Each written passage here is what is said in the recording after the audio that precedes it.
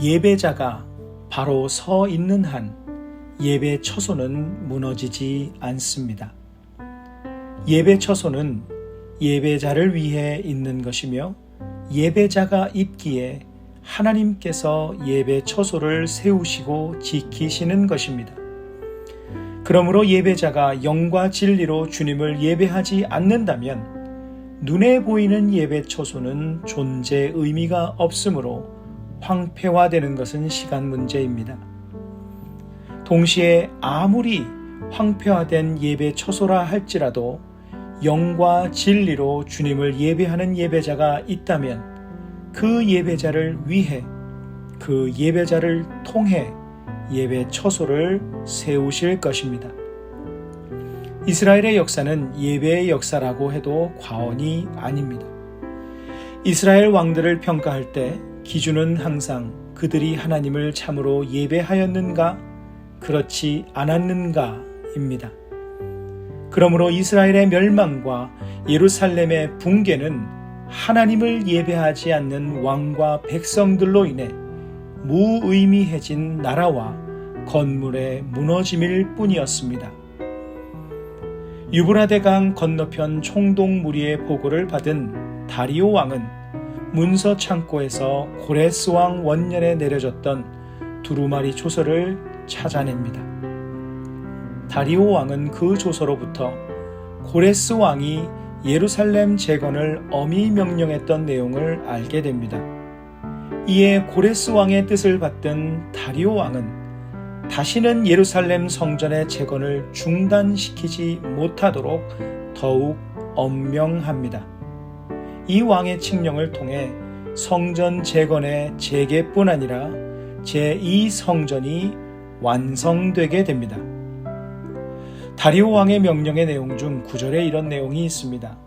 또 그들이 필요로 하는 것, 곧 하늘의 하나님께 드릴 번제의 수송아지와 숫양과 어린 양과 또 밀과 소금과 포도주와 기름을 예루살렘 제사장의 요구대로 어김없이 날마다 주어.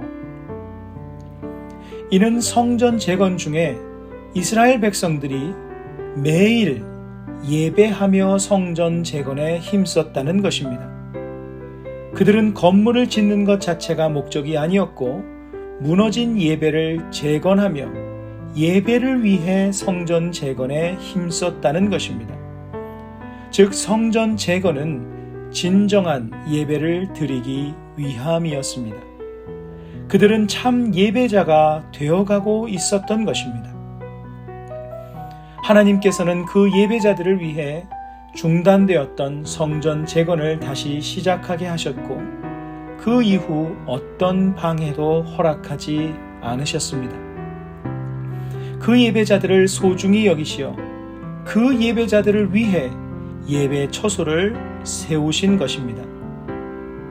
하나님의 눈이 예배자들 위에 항상 있었고 하나님의 시선이 집중된 예배자들로 인해 그들의 예배 처소가 마련되고 지켜진 것입니다. 화려한 예배 장소, 모든 것이 완벽한 상황과 환경이 우리를 예배자로 세우는 것이 아닙니다. 상황과 환경에 따라 변하는 예배는 참 예배가 아닙니다.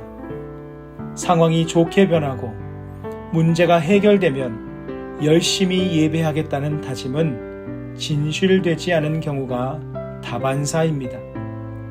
그러나 에스라서에서처럼 하는 일이 중단되고 위기의 상황에 처하고 황폐화되고 그야말로 곤고한 상황에서도 변함없이 매일 예배하는 자가 참 예배자입니다. 그리고 하나님께서는 그 예배자를 위해 예배 처소를 마련해 가십니다. 우리가 하나님을 진정으로 예배하는 자가 될 때 하나님께서는 그 예배자를 위해 일하십니다. 크리스찬의 인생은 예배 인생입니다. 말씀을 기억하며 기도하는 시간을 가지십니다.